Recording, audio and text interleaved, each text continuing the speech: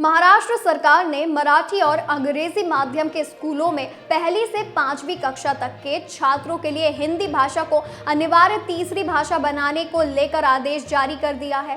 हालांकि अब इसको लेकर वहां पर सियासत तेज हो गई है। कांग्रेस ने सीएम देवेंद्र फडणवीस पर मराठी लोगों की छाती में छुरा घोंपने तक का आरोप लगाया है, तो वहीं राज ठाकरे ने इसका विरोध करते हुए कहा कि ये सरकार की पैंतरेबाजी है कि अब हिंदी अनिवार्य नहीं रहेगी, लेकिन जो छात्र हिंदी पढ़ना चाहें उनके लिए पाठ्यक्रम उपलब्ध रहेगा।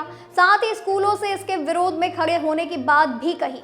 अब आपको बता दें कि राज्य सरकार की ओर से मंगलवार को जारी अपने संशोधित आदेश में कहा गया कि हिंदी अनिवार्य होने की जगह सामान्य रूप से तीसरी भाषा होगी, लेकिन यदि किसी स्कूल में किसी कक्षा में 20 छात्र हिंदी के अलावा किसी अन्य भारतीय भाषा में पढ़ाई करने की इच्छा जाहिर करते हैं तो उन्हें इससे बाहर रहने का विकल्प दिया गया है।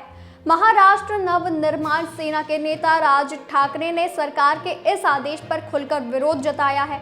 उन्होंने कहा कि अप्रैल से महाराष्ट्र में शिक्षा विभाग का नया तमाशा शुरू हुआ है। पहले ये फरमान जारी किया गया कि महाराष्ट्र राज्य माध्यमिक और उच्च माध्यमिक शिक्षा मंडल के पाठ्यक्रम से जुड़ी स्कूलों में पहली कक्षा से ही 3 भाषाएं पढ़ाई जाएंगी। मराठी, अंग्रेजी और हिंदी अनिवार्य भाषा होगी।